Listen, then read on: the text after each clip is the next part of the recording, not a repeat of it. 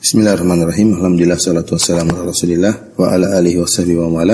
Ikhwan akhwat yang dirahmati oleh Allah Subhanahu wa taala, kita masuk dalam bab yang baru dalam Kitabul Jami' dari kitab Bulughul Maram, yaitu bab Az-Zuhud wal Wara'. Bab yang menjelaskan tentang zuhud dan wara'. Sungguhnya kalimat zuhud dan wara' adalah dua kalimat yang sering digandengkan, akan tapi dua kalimat ini memiliki perbedaan. Zuhud diambil dari kalimat zahida yazhudu zahadatan, yang artinya menunjukkan makna sedikit, ya, makna sedikit. Zahid maknanya qalil, asy-syai' al-qalil. Zahid artinya sesuatu yang sedikit. Oleh karena dalam ayat wa kanu fihi minaz zahidin, tatkala Allah menyebutkan tentang kisah Nabi Yusuf alaihissalam yang dijual sebagai budak, dikatakan wa kanu fihi minaz zahidin, yaitu mereka membeli Yusuf alaihissalam sebagai budak dengan harga yang sedikit. Oleh karena namanya zuhud secara bahasa artinya sedikit. Adapun al-wara' diambil dari kalimat wari'a yari'u wara'an, yang kalimat wari'a menunjukkan pada makna al-kaf wal inkibat, yaitu menahan diri. Oleh karenanya sebagian ulama membedakan antara zuhud dan wara'. Kata mereka bahwasanya yang dimaksud dengan zuhud yaitu menganggap sedikit suatu perkara yang sudah dia miliki. Dia sudah mendapatkan barang tersebut, namun dia tidak pandang, dia menganggap itu kecil. Inilah yang disebut dengan zuhud sejati, yaitu seorang mungkin dia memiliki harta, dia sudah ada di tangannya, namun dia memandang itu sedikit, dia tidak memandang itu sangat bernilai. Dunia sudah di tangan dia, namun dia tidak tertarik dengan dunia tersebut. Yang dia tertarik adalah akhirat. Oleh karenanya dia zuhud terhadap dunia yang dia miliki. Adapun wara', yaitu dia menahan diri untuk tidak meraih sebelum dia pegang barang tersebut. Artinya ada suatu, mungkin ada dunia atau perkara yang meragukan, dia tinggalkan. Ya, yang namanya wara' sebelum berada di tangannya. Sebagaimana Nabi Shallallahu Alaihi Wasallam tatkala mendapati ada korma, kemudian dia tidak jadi makan korma tersebut, Nabi SAW khawatir korma tersebut adalah korma sedekah. Padahal kita tahu Rasulullah SAW dilarang untuk makan dari sedekah. Rasulullah SAW menerima hadiah dan menolak sedekah. Rasulullah SAW tidak mengambil korma tersebut. Kenapa? Karena beliau wara', menahan diri. Oleh karenanya tatkala Sufyan Ats-Tsauri rahimahullahu taala pernah ditanya, siapakah orang yang zuhud? Ya, maka Sufyan Ats-Tsauri berkata, Az-Zahid Umar bin Abdul Aziz. Yang namanya orang zuhud adalah Umar bin Abdul Aziz. Kenapa? Karena Umar bin Abdul Aziz seorang raja, ya, seorang gubernur dan seorang raja, telah memiliki dunia sudah di tangan dia. Dunia sudah berada di tangan Umar bin Abdul Aziz. Sudah jadi gubernur yang mulia, gubernur Madinah, kemudian harta seluruh berada di tangan. Tapi dia zuhud, dia tidak memandang harta tersebut. Dia menjadikan harta yang dia miliki seluruhnya, kekayaan yang dia miliki sebagai sarana untuk akhirat. Jadi dia raghbah fil akhirat, dia semangat untuk akhirat, dan raghbah anid dunia. Dan dia tidak semangat dengan dunia yang dia miliki. Ini baru disebut dengan zuhud yang sejati. Bukanlah orang yang zuhud yang tidak punya apa-apa kemudian dia mengaku zuhud. Ya, ini memang dia tidak bisa. Dia belum teruji, belum terbukti, ya. Kenapa? Dia memang tidak bisa memiliki apa-apa. Dia tidak berkesempatan untuk memiliki apa-apa. Maka orang ini bisa dikatakan zuhud terpaksa, ya. Berbeda dengan zuhud pilihan. Umar bin Abdul Aziz zuhud pilihan. Dia kalau mau kaya, mau hidup bermewah-mewah, mampu. Umar bin Abdul Aziz rahimahullahu taala. Akan tapi dia tinggalkan itu semua. Kenapa? Karena dia zuhud. Dia tidak terlalu tertarik dengan dunia. Dunia semua tidak ada di hatinya. Dijadikan sebagai sarana untuk meraih akhirat. Karena kita dapati sebagian orang ya mencela misalnya, kenapa si fulan itu hidupnya seperti itu? Kenapa si fulan dia belum merasakan. Dia merasa dirinya zuhud padahal dia belum teruji. Dia hanyalah zuhud terpaksa. Kenapa? Dia tidak memiliki uang untuk memiliki harta benda tersebut. Kapan dikatakan dia zuhud yang sejati? Kalau dia sudah diberi kemampuan untuk menguasai dunia, untuk mendapatkan dunia, meraih dunia, namun dia tidak melakukannya, itu yang disebut dengan zuhud sejati. Atau dunia sudah ada di tangannya, namun dijadikan dunia tersebut sebagai sarana untuk akhirat, maka itu zuhud yang sejati. Adapun wara' yaitu kita belum memiliki sesuatu, jadi sesuatu di hadapan kita, mau kita terjang, mau kita lakukan atau tidak, kita ragu, jangan-jangan ini termasuk yang syubhat, jangan-jangan termasuk perkara yang haram, maka tinggalkan, maka itulah yang disebut dengan wara'. Ini di antara perbedaan antara zuhud dan wara' yang disebutkan oleh sebagian ulama. Wallahu a'lam bishawab.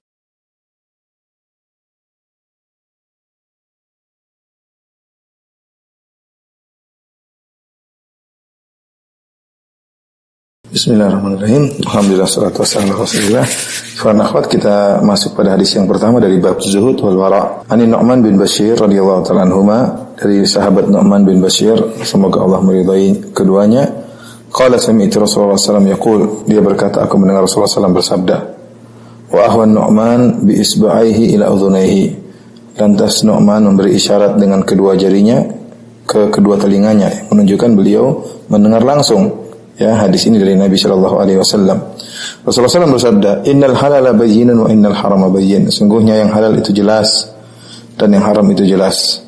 Wa bainahuma mushtabihatun la ya'lamuhunna katsirun minan nas. Dan di antara keduanya, di antara yang haram yang jelas dan di antara halal yang jelas, ada perkara-perkara yang mushtabihat, yaitu perkara-perkara yang samar, ya, yang rancu tentang haram dan halalnya. La ya'lamuhunna katsiran minan nas. Kebanyakan orang tidak mengetahui hakikat dari perkara yang rancu ini, apakah dia halal ataukah dia haram. Faman ittaqa syubhati faqad istabara li dinihi wa irdihi. Barang siapa yang menjauhkan diri dari syubhat, perkara-perkara yang rancu tersebut, maka sungguh dia telah mensucikan agamanya dan harga dirinya. Wa man waqa'a fi syubhat waqa'a fil haram. Dan barang siapa yang terjerumus dalam perkara-perkara yang syubhat, maka dia akan terjerumus dalam perkara-perkara yang haram. Karra'i yar'a haulal hima yushiku an yaqa'a fihi. Sebagaimana penggembala yang dia menggembalakan hewan gembalaannya di sekitar daerah terlarang, dikhawatirkan dia akan masuk atau hewan-hewannya akan masuk ke dalam daerah larangan tersebut. Ala wa inna likulli malakin hima. Ketahuilah bahwasanya setiap raja itu memiliki daerah larangan. Ala wa inna himallahi maharimuhu. Ketahuilah bahwasanya daerah larangan Allah adalah hal-hal yang diharamkan oleh Allah Subhanahu wa taala.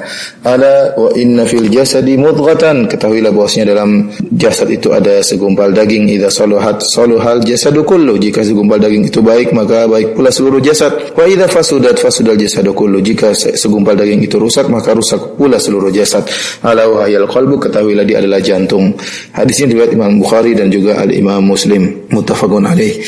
Ikhwan akhwat yang dirahmati oleh Subhanahu wa taala. Hadis ini hadis yang dibawakan pertama kali dalam bab Az-Zuhud wal Wara, menjelaskan akan pentingnya kita zuhud dan wara, yaitu kita meninggalkan diri kita, menjauhkan diri kita dari hal-hal yang diragukan akan kehalalan, akan keharamannya. Karena Rasulullah SAW menjelaskan innal halala bayyin, ada perkara yang jelas kehalalannya, dan ini banyak, seperti roti, buah-buahan, ya, madu, susu, dan makanan-makanan banyak sekali yang sangat jelas kehalalannya. Pakaian-pakaian yang kita boleh pakai, kemudian juga masalah transaksi banyak, ya, dan ini yang paling banyak adalah perkara yang halal. Kemudian innal harama bayyin, dan juga ada perkara yang haram. Perkara yang haram juga banyak yang jelas. Contohnya seperti daging babi tidak boleh dimakan, minum khamar, kemudian memakai kain sutra bagi lelaki, pakai emas bagi lelaki juga tidak boleh. Kemudian perbuatan-perbuatan yang haram seperti zina, ghibah, namimah, dengki, hasad, ya, dan yang lainnya banyak juga perkara-perkara yang haram yang jelas keharamannya. Nah, di antara keduanya, kata Nabi SAW, umurun mustabihat, ada perkara-perkara yang diragukan tentang kehalalannya atau keharamannya. La ya'lamuhunna katsirun minan nas. Banyak orang tidak tahu ini hakikatnya halal atau haram. Karena mungkin karena perkaranya pelik atau ada khilaf dalam permasalahan tersebut, atau perkara-perkara yang tidak diketahui kecuali oleh para ulama tentang hakikatnya. Banyak orang yang tidak sadar kalau itu haram, atau disangka itu haram ternyata halal, dan ini kebanyakan orang tidak mengetahui. Namun para ulama yang rasikhuna fil ilmi, yang ilmu mereka kuat, mereka tahu hakikat perkara tersebut halal atau haram. Ya, oleh karenanya perkara ini perkara yang nisbi, dia tidak diketahui oleh banyak orang. Ini menunjukkan berarti ada sebagian orang yang mengetahui hakikatnya dia halal atau haram, yaitu para ulama. Kemudian Rasulullah SAW memberikan jalan keluar kalau kita menghadapi perkara-perkara yang kita ragukan. Caranya bagaimana? Tinggal kita tinggalkan, jauhi perkara tersebut. Karena itu perkara yang syubhat. Ini yang disebut dengan wara'. Kita menjauhi perkara yang kita ragu tentang kehalalannya, kita jauhi. Kenapa? Wa man waqa'a fi syubhat. Barang siapa yang menjauhkan dirinya perkara yang syubhat, maka dia telah mensucikan agamanya dan harga dirinya. Dia mensucikan, dia agamanya terjaga. Kenapa? Yang tidak jelas kehalalannya dia jauhi. Apalagi yang haram tentu lebih dia jauhi lagi. Dia menjaga agamanya dan dia juga menjaga harga dirinya. Dan sebaliknya, wa man waqa'a fi syubhat, barang siapa yang terjerumus dalam syubhat, ada perkara yang syubhat dia lakukan. Jadi tidak tahu itu halal atau haram. Dia lakukan, lama-lama mungkin bisa jadi syubhat yang pertama ternyata hakikatnya halal. Mungkin bisa jadi syubhat yang kedua yang dia tembusi juga hakikatnya halal. Bisa jadi syubhat yang ketiga, yang empat, yang kelima, keenam ternyata hakikatnya haram.